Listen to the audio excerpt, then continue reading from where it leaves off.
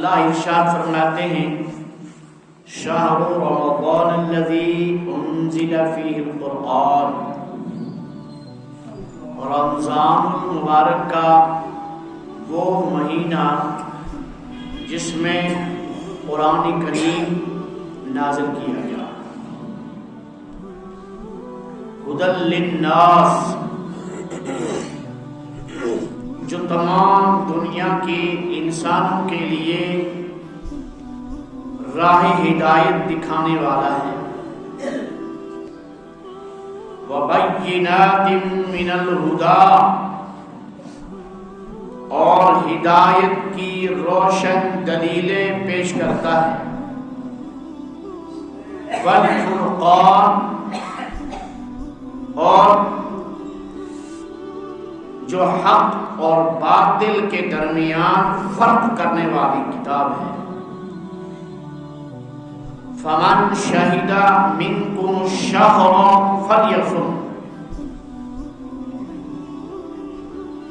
تو تم میں سے جس شخص نے مہینہ کو پا لیا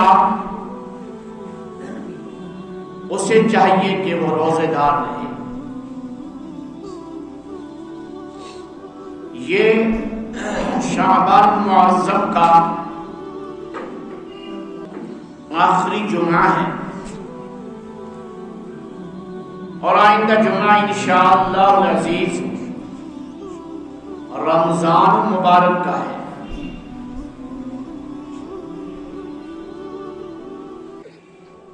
حضرت سلمان فارسی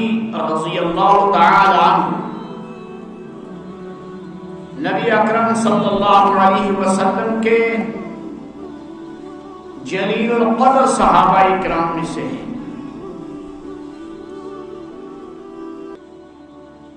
ان کا میں نے آپ کے سامنے بارہا تعارف پیش کیا ہے کہ یہ کن حالات سے گزر کر، کن کن مراحل سے گزر کر مدینہ طیبہ پہنچے ہیں، اور حضرت رسول اکرم صلی اللہ علیہ وسلم کی ذات عالی پر ایمان لائے ہیں۔ ان کی روایت ہے، اور لگ بھگ احادیث مبارکہ کی تمام کتب کے اندر مندرج ہے۔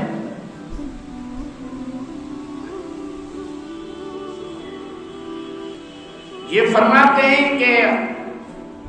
رمضان المبارک سے ایک دن قبل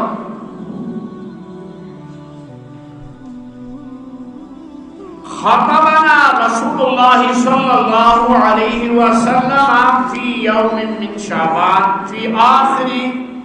یوم من شعبان، کہ ہمیں رسول اکرم صلی اللہ علیہ وسلم نے خطاب فرمایا رمضان المبارک سے ایک دن قبل، یا یوں کہیے کہ آخری شعبان کی تاریخ میں۔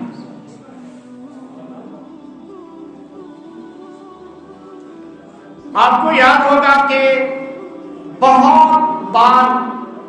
بلکہ ہر سال شعبان کا آخری جمعہ کا خطاب اس بندہ حقیر کا یہی حدیث پاک ہوتی ہے۔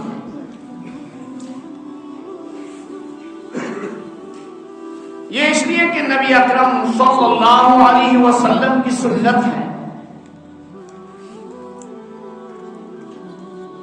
کہ شعبان کے آخری ایام میں امت کے سامنے رمضان مبارک کی آمد کی اطلاع بھی ہو اور اس کے فضائل بھی بیان کیے جائیں۔ تو حضرت سلمان فارسی رضی اللہ تعالی عنہ فرماتے ہیں فقال رسول اللہ صلی اللہ علیہ وسلم قد اضلکم شہر عظیم مبارک،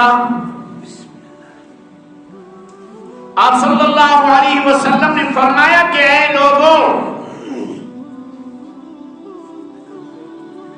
تمہارے اوپر ایک بہت بڑا مہینہ سایہ ڈال رہا ہے، مبارک، جو نہایت برکتوں والا مہینہ ہے، عظمت والا بھی ہے اور برکت والا بھی ہے، شہر عظیم مبارک۔ یہ عظمت والا مہینہ اس اعتبار سے کہ اس مہینے میں اللہ ذوالجلال والاکرام کی رحمت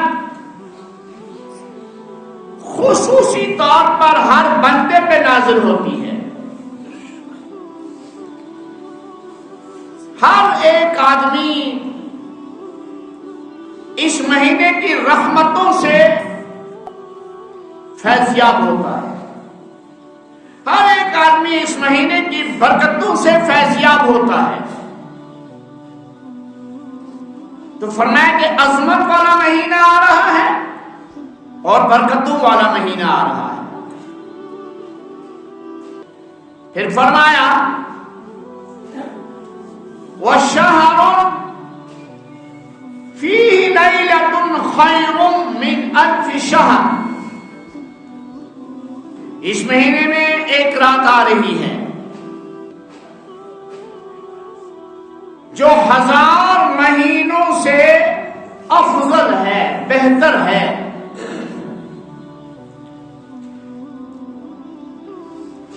حضرت شیخ الحدیث نفر اللہ مرقدہ نے لکھا کہ یہ 1000 مہینہ جو ہے 83 سال 6 مہینے بنتے ہیں، یعنی 83 سال 6 مہینے کی عبادت سے افضل رات عبادت کی آ رہی ہے۔ وَشَهْرٌ فِيهِ لَيْلَةٌ خَيْرٌ مِّنْ أَلْفِ شَهْرٍ، اور وہ رات لیلۃ القدر کہلاتی ہے۔ اس کی تفصیل احادیث مبارکہ میں آئی ہے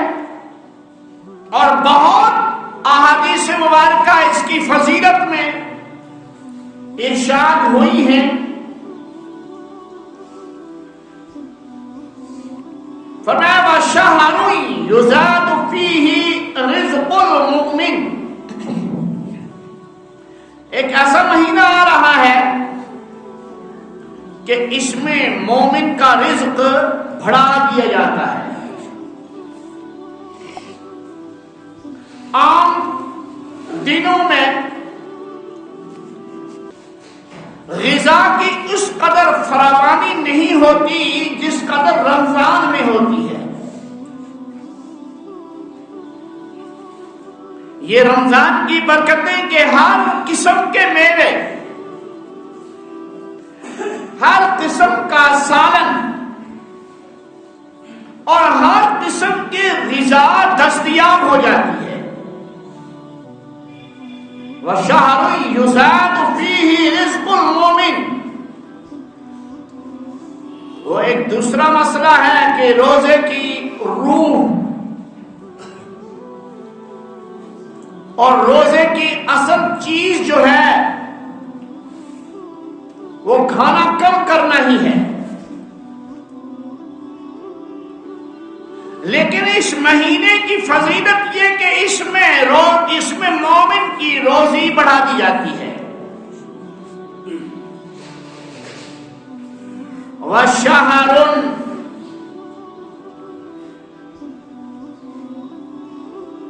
صِيَامُهُ فَرِيضَةً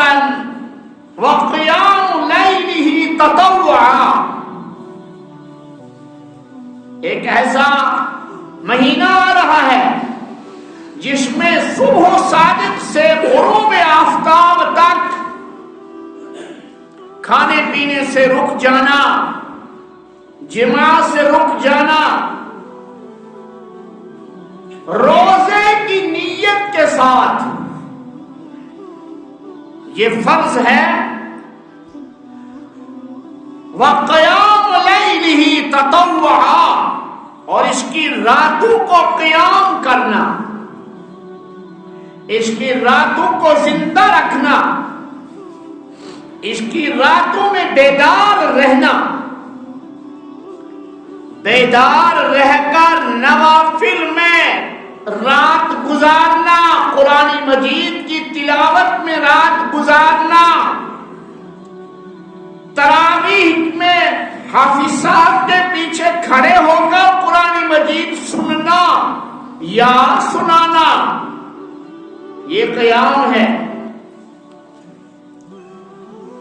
اسی کو قیام کہا ہے۔ وَقِيَامُ لَيْلِهِ تَطَوُّعًا، اور اس کی راتوں کو قیام کرنا مستحب عمل ہے، سنت ہے۔ تطوع کے دونوں معنی یہاں پر مراد ہیں کہ حضرت رسول اکرم صلی اللہ علیہ وسلم کی ذات عالی نے کبھی بھی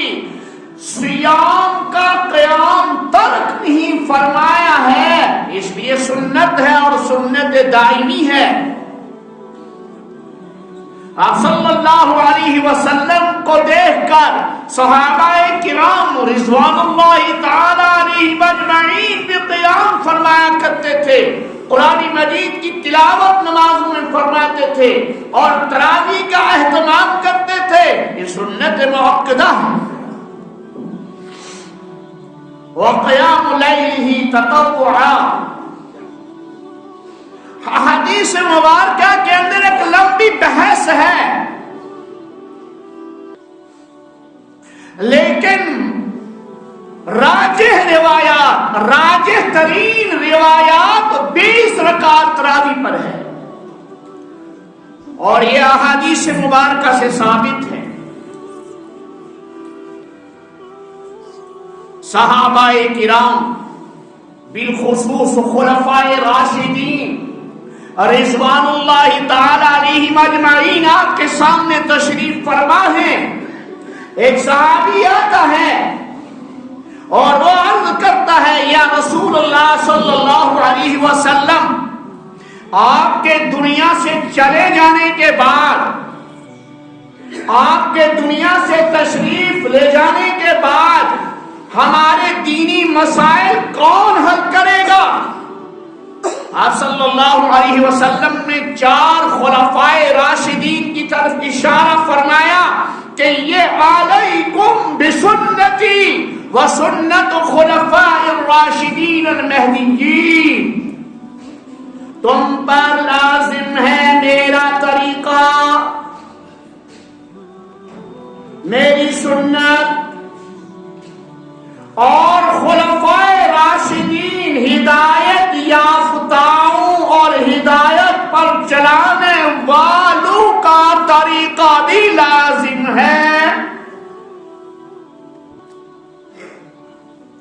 لمبی بحث ہے، اس وقت بحث کا ٹائم نہیں ہے، آگے چلتے ہیں۔ اس قسم کی مرویات بہت ہیں، اور سیدنا فاروق اعظم رضی اللہ تعالی عنہ نے آپ صلی اللہ علیہ وسلم کے صحابہ کرام کو جمع فرما کر ابی ابن کعب رضی اللہ تعالی عنہ، جو صحابہ میں سب سے زیادہ قرآن کو جاننے والے تھے، سب سے بڑے قرآن مجید کے قاری تھے، ان کے پیچھے صحابہ کو جمع فرما کے فرمایا کہ تم 20 رکعت تراویح پڑھو، یہ حضور صلی اللہ علیہ وسلم کا منشا ہے، اور راز نبوت اور منشا نبوت کو سب سے زیادہ سمجھنے والے سیدنا فاروق اعظم رضی اللہ تعالی عنہ ہے۔ یوں ہی تو نہیں، حضور نے فرمایا کہ لو کان بعدی نبیا لکان عمر بن الخطاب رضی اللہ تعالی عنہ، کہ اگر میرے بعد نبوت کا دروازہ کھلا ہوتا، اگر میرے بعد نبوت کا دروازہ بند نہ ہوتا، تو یہ شخص اس قابل اور اس لائق ہے کہ اس کو آسمان سے نبوت اور رسالت کا تمغہ عطا کیا جاتا۔ لیکن فرمایا کہ انا خاتم النبیین لا نبی بعدی، میں انبیاء کرام علیہم السلام کے سلسلہ کی آخری کڑی ہوں، آخری ہستی ہوں اور آخری اینٹ ہوں، میرے بعد کوئی نبی اور رسول آنے والا نہیں ہے۔ انا آخر الانبیاء وانتم آخر الامم، میں انبیاء کا آخر ہوں اور تم امتوں میں آخری امت ہو۔ اب دنیا کی چادر لپیٹ دی جائے گی، دنیا کی بساط لپیٹ دی جائے گی اور قیامت کو برپا کر دیا جائے گا۔ جب یہ چیز ہو جائے گی کہ تو نبوت کاہے کی اور رسالت کا کیا کام ہے؟ قرآن مجید موجود ہے اور قیامت تک رہے گا، شریعت محمدیہ علیہ السلام موجود ہے اور قیامت تک رہے گی۔ شریعت پر عمل کروانے والے اور شریعت کو بیان کرنے والے اور حق اور باطل کے اندر امتیاز کرنے والے اور حق کو واضح کرنے والے اکابر علماء امت موجود ہیں، ہر دور میں موجود رہیں گے، لہذا نبوت کی ضرورت نہیں ہے۔ کنتم خیر امۃ اخرجت للناس تأمرون بالمعروف وتنہون عن المنکر وتؤمنون باللہ، تم تو ایک بہترین امت ہو، ایک بہترین جماعت اور گروہ ہو جو لوگوں کے نفع کے لیے تمہیں اللہ نے بنایا ہے، لوگوں کے فائدے کے لیے اللہ نے تمہیں بھیجا ہے، اور لوگوں کا فائدہ دو چیزوں میں ہے، تأمرون بالمعروف وتنہون عن المنکر، اچھی باتوں کا، شریعت کی باتوں کا حکم کرنا، شرک اور کفر سے لوگوں کو منع کرنا، بدعات سے لوگوں کو منع کرنا، خالص اسلام پیش کرنا، وہ اسلام جو رسول انور صلی اللہ علیہ وسلم کی حیات طیبہ میں تھا، اور وہ اسلام جو صحابہ کرام رضوان اللہ تعالی علیہم اجمعین کی زندگیوں میں تھا، وہ اسلام اور وہ سنت پیش کرنا امت کے سامنے، یہ امر بالمعروف ہے اور نہی عن المنکر، بری باتیں، خرافات، بدعات، رسومات، رواجات اور اس قسم کی نئی باتیں جو شریعت میں لوگوں نے گھڑ رکھی ہیں، ان کے خلاف بیان کرنا اور ان سے لوگوں کو متنبہ کرنا اور برائیوں سے روکنا، یہ نہی عن المنکر کہلاتا ہے۔ وَتُؤْمِنُونَ بِاللَّهِ، اور اللہ کی ذات کے اوپر ایمان۔ بہرحال آپ صلی اللہ علیہ وسلم نے فرمایا من ادّا فیہ فریضۃ کان کمن ادّا 70 فریضۃ، جس نے اس مہینے میں ایک نفل ادا کیا اس کو فرض کے برابر ثواب ہوگا، اور جس نے اس مہینے میں فرض ادا کیا اس نے گویا کہ غیر رمضان میں 70 فرض ادا کیے، ایک فرض کا ثواب 70 کے برابر، نوافل کا ثواب فرض کے برابر، اور یہ سلسلہ بالکل رمضان المبارک کی آخری گھڑی تک چلے گا۔ کوئی اس مہینے میں زکوٰۃ دے رہا ہے، کوئی اس مہینے میں خیرات دے رہا ہے، کوئی اس مہینے میں نیکی کا کام کر رہا ہے، گویا کہ وہ فرض کی مزدوری لے رہا ہے، اور کوئی اس مہینے میں فرائض ادا کر رہا ہے، زکوٰۃ فرض ہے، فرض نماز کو فرض ہے، دوسرے فرائض کو ادا کر رہا ہے، اس نے گویا کہ 70 غیر رمضان میں 70 فرض ادا کیے۔ ومن ادّى فریضۃ فیہ کان کمن ادّى 70 فریضۃ فیما سواه، فرمایا کہ وہ شہر المواساۃ، یہ برابری کا مہینہ ہے، یہاں فقیر کو بھی دیکھنا ہے، یہاں محتاج کو بھی دیکھنا ہے، اپنی سحری کے لیے 5 قسم کے سالن بنا لیے ہیں، فقیر ساتھ میں ایک سالن کو ترس رہا ہے، اپنی افطاری کے لیے 10 چیزیں بنا لی ہیں، اور فقیر ایک پانی کے گھونٹ کو یا ایک لسی کے گھونٹ کو ترس رہا ہے، فرمایا ایسا نہیں، وشہر المواسات، یہ برابری کا مہینہ ہے، اس میں اپنا جہاں خیال رکھنا ہے وہیں اپنے فوقا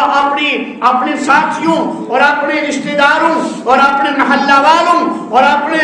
دوست و احباب، اپنے والدین اور امت کے فقراء اور محتاجوں کا خیال بھی رکھنا ہے۔ وشہر المواسات، یہ برابری کا مہینہ ہے۔ وشہر الصبر، اور یہ صبر کا مہینہ ہے۔ شہر الصبر، یہ مہینہ صبر سکھاتا ہے۔ جس طرح ہم افطاری کے موقع پر کھانے پر ٹوٹ جاتے ہیں، ہمیں مغرب کی نماز جماعت مسجد میں یاد نہیں رہتی، ہم مغرب کی نماز باجماعت چھوڑ دیتے ہیں کھانے کے لیے کہ جلدی کھانا مل جائے، حالانکہ یہ صبر کا مہینہ ہے اور یہ مہینہ صبر سکھا رہا ہے کہ نماز باجماعت مسجد میں ہو، مغرب کی نماز باجماعت فجر کی مسجد میں ہو، دیگر نمازیں باجماعت مسجد میں ہوں، اور صحیح طریقے سے صبر کا مظاہرہ کیا جائے۔ کھانا تو کھانا ہی ہے، افطار تو ہو گیا۔ وشہر الصبر والصبر ثوابہ الجنہ، اور یہ مہینہ صبر کا ہے، فرمایا کہ صبر کا بدلہ جو ہے وہ جنت کے علاوہ کوئی اور چیز نہیں ہے۔ یہ لمبی حدیث ہے، میری زندگی رہی تو آئندہ جمعہ پر انشاءاللہ شاید اسی حدیث پر آپ کے سامنے مزید گفتگو ہوگی۔ اللہ تعالیٰ کہنے سننے سے زیادہ عمل کی توفیق عطا فرمائے۔ وآخر دعوانا ان الحمد للہ۔